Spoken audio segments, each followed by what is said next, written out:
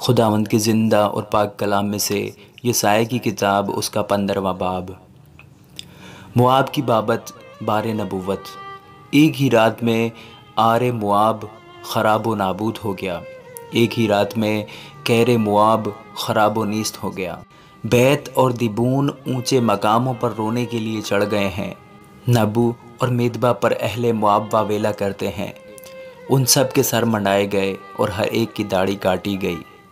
وہ اپنی راہوں میں ٹاٹ کا کمر بند باندھتے ہیں اور اپنے گھروں کی چھتوں پر اور بازاروں میں نوحہ کرتے ہوئے سب کے سب زار زار روتے ہیں۔ حسبون اور علی اعلیٰ واویلا کرتے ہیں، ان کی آواز یحز تک سنائی دیتی ہے۔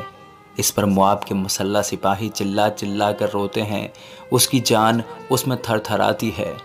میرا دل مواب کے لیے فریاد کرتا ہے، اس کے بھاگنے والے زگر تک عجلت شلیشیا تک پہنچے۔ ہاں، وہ لوہید کی چڑھائی پر روتے ہوئے چڑھ جاتے اور ہورونائم کی راہ میں ہلاکت پر واویلا کرتے ہیں، کیونکہ نمریم کی نہریں خراب ہو گئیں، کیونکہ گھاس کملا گئی اور سبزہ مرجھا گیا اور رویدگی کا نام نہ رہا۔ اس لیے وہ فراوان مال جو انہوں نے حاصل کیا تھا اور ذخیرہ جو انہوں نے رکھ چھوڑا تھا بیت کی ندی کے پار لے جائیں گے، کیونکہ فریاد مواب کی سرحدوں تک اور ان کا نوحہ اجلائم تک اور ان کا ماتم بیر ایلیم تک پہنچ گیا ہے، کیونکہ دیمون کی ندیاں لہو سے بھری ہیں۔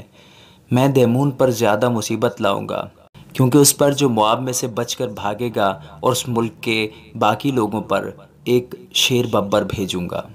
آمین۔